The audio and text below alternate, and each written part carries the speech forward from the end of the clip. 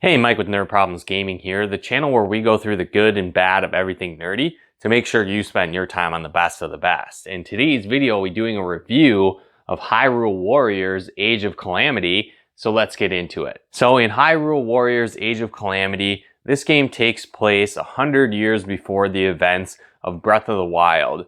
And so you play as Link, Zelda, and the other champions in an epic war between Calamity Ganon that is plaguing the land of Hyrule in attempts to stop him and rid Hyrule of his evil. And so in this game, you're going to take charge of the various champions, learn more of their backstory and how they came together to fight the evil Calamity Ganon and really stepped into their roles as champions. And so this game plays like a Dynasty Warriors game, not necessarily a traditional Zelda game or like the recent Breath of the Wild Zelda game, but kind of a combination of all of those together. And so as you play, you're running through massive environments and it's pretty much you versus thousands of enemies, and you'll run across various battlefields playing as a single champion, but also ordering around the other champions and sending them throughout the map, which can help you lead to a strategic victory. Now the game itself isn't necessarily a direct recreation of the events that took place 100 years before Breath of the Wild, and you do have the ability to possibly change history as you play. And so it's cool to really understand more of the backstory during this Age of Calamity, because in the original Breath of the Wild game, they just really hint at it here and there through little cutscenes. And so with this game, it does reveal more of the story, like I said, through video scenes that take place during the main storyline battles of the game. Also, you have the ability to complete various quests and missions around the map of Hyrule, and each one of those has little tidbits of storyline as well. But personally, for me as I played, I just more so found myself wanting to complete those missions and get the items required to complete them, or just beat the battle associated with it, and didn't really pay much attention to the little bits of story that went along with it. And it's kind of like reading the extra pieces of lore that some RPGs have with them and weren't necessarily 100% critical to the storyline as you played. So what I really like about this game is that each character plays similar but also very different at the same time, where most characters are going to have multiple types of base weapons that they can use and equip,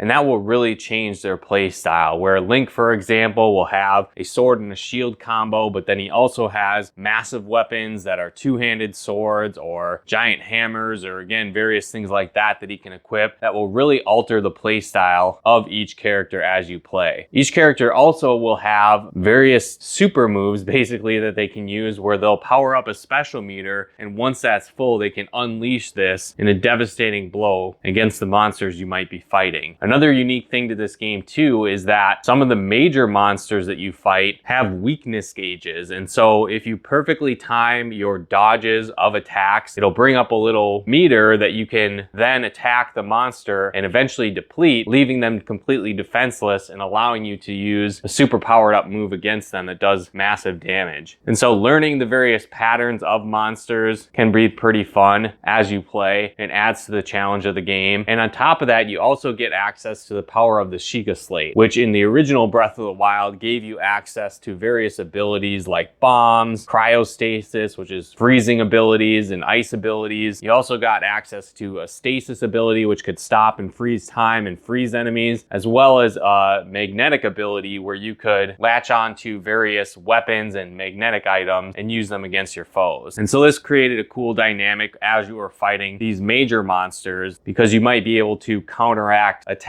that they were using if you timed it just right. And so like I said, many of the characters played similarly, but they also were different enough where you felt like a new experience if you're using a different character in most cases. However, with that being said, I personally found myself using a few of the same characters for most of the game, and then there were other characters here and there that I didn't really use at all as I played. Maybe I just didn't necessarily like that play style of those specific characters, but it is good to note that it doesn't necessarily matter what characters you use, they all can be effective and very powerful. So it just is more so what your personal preference is on who you might use through most of the game. Another cool feature of the game is the fact that you have the ability to level up characters in a barracks by spending your rupees. So if you aren't using using them specifically for most of the game, you still have the opportunity to level them up and make them more powerful for the key select missions that you do need to use those characters. On top of that, the game also has a really cool crafting system where you are able to fuse different weapons together to make more powerful versions of these weapons, as well as build in unique abilities to the weapons. And so each one of the weapons is going to have so many slots available that can have these special bonus abilities infused within them. But as you progress in the game, you are able to remove these seals and add additional abilities as well to your weapons. So that was really cool. One thing to note though is that this process was very confusing, and for me, I didn't really feel like it was explained very well in the game. And even after playing over 50 hours into the game, I still found it kind of confusing, and I wasn't exactly sure how to fully control this aspect of the game. And so I feel like if you're an average player just picking this up, you're gonna have to go through some kind of walkthrough online or do more research to really figure out how this crafting system works. There's also an aspect where you'll find rusty weapons, and then you can rebuild them and make them effective. And in doing so, you transform them into new weapons. And again, this process was cool, but very confusing, and the instructions on how to actually do it was pretty vague. So I never really felt like I was comfortable doing this aspect in the game, or really had much control whatsoever on what I was doing. Again, though, I think if you did research and watch tutorials specifically on how to use this crafting feature of the game, you'll probably get more enjoyment out of it. So one thing that is neat though with this game is it brings in a lot of the elements that were present in Breath of the Wild. So one thing, for example, is you have the cooking ability where you can cook various dishes before you take on missions within the game. And so these could give you things like additional hearts, more experience as you play, increasing your dodge time window, and more. But for me, as I played, most of the time all I did was add on extra experience, and only a few select missions here and there throughout the entire game did I ever choose anything outside of that. So I think it was a cool feature, but I just found myself never really utilizing it in the game very much. Another cool thing too is that you'll unlock the Sheikah Slate as you play, and it acts as a radar to help you unlock and beat various missions on the map. And so if you need specific items, it can help you locate them by telling you specific missions that have monsters that will drop the items you need. It'll also highlight various shops on the map that you can go to that are now currently selling the items, and more. So that was very helpful to have that in the game to be able to complete all the various missions. Another thing I liked a lot about the game too is that you do unlock new characters as you play. So as you rescue and find and recruit the various champions throughout the game, you'll unlock them. But then there's also future characters that come in as the storyline progresses, as well as hidden characters that you can unlock as you play the game too. And so you'll never really find yourself that you feel like you're running out of characters to play as, more so that there's too many and you might just stick to a few that you really like versus trying everybody that's available. Another unique aspect to this game that I found enjoyable was the huge divine beast battles. And this reminded me of kind of a first-person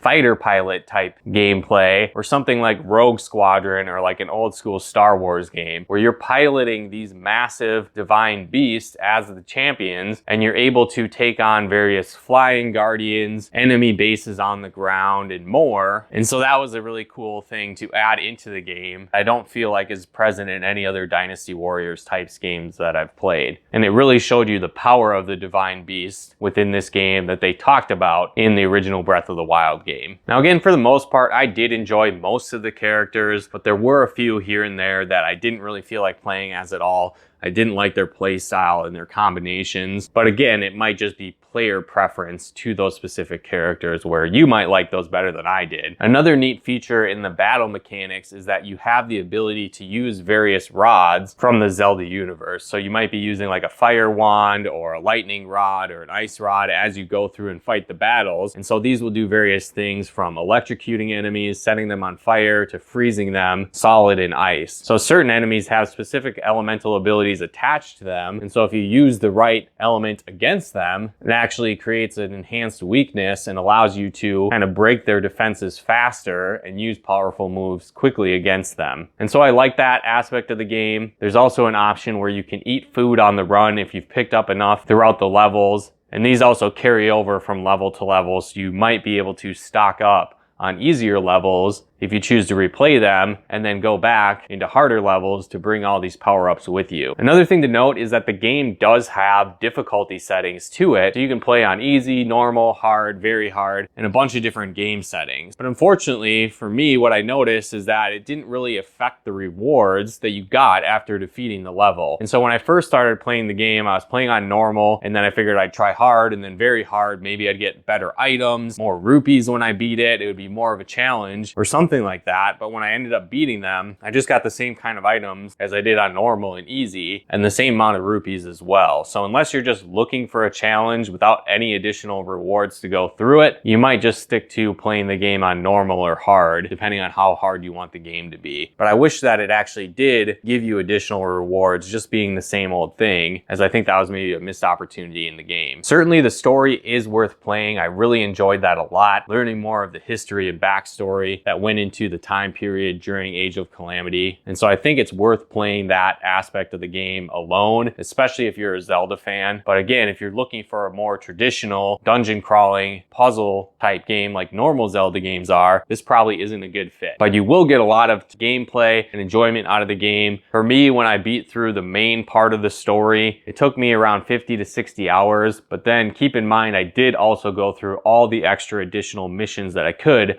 up to that point. So if you are just going through the main storyline missions, it might be a lot quicker to play the game through. Another aspect that they carried over from Breath of the Wild was the ability to wear different costumes and outfits in the game. And so I thought this was really cool to have that aspect of the game. But one thing I think that was another missed opportunity is that, as far as I could tell, it didn't impact your gameplay at all. It didn't really give you a boost when fighting. It didn't prevent damage from other creatures or give you really special abilities from what I could tell. I could be wrong, so definitely let me know in the comments below. But if it did impact anything, it was so negligible that I didn't even notice it when playing. So I wish that not only could you have made these costume changes, but it also impacted how your player played. I think that would be a much cooler aspect if they would have included that in the game. I'll also note that after you beat the main story of the game, there is a lot of additional content that becomes available. New missions, new challenges, and even new parts of the story are available for you to unlock and play. Also, a lot of the main missions that you played through the first time now have a blood moon in effect, making the enemies stronger and tougher as you play those levels. But again, when it comes to the difficulty for myself, I didn't really find the game all that difficult. I played the game through on normal, and it wasn't really until the last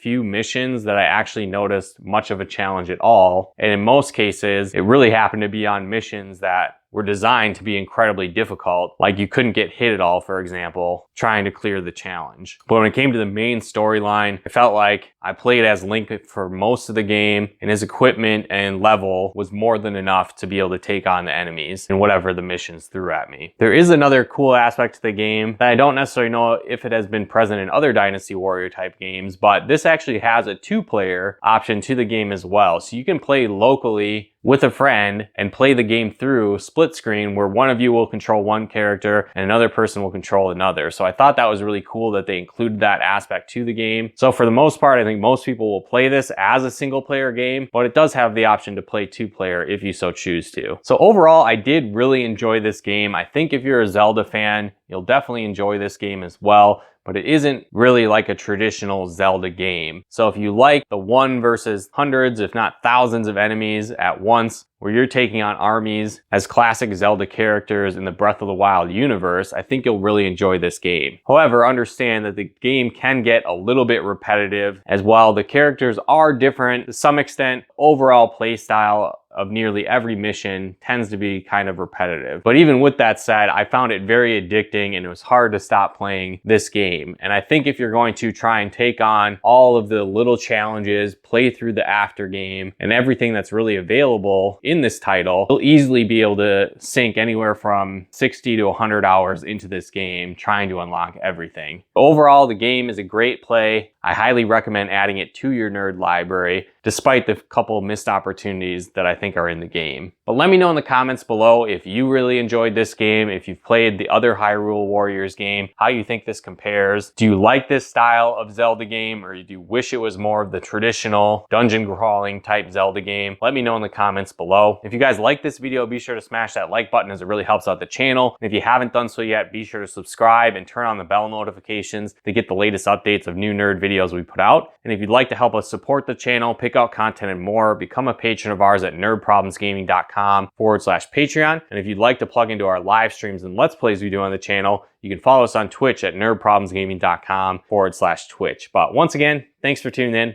and we'll talk to you more soon.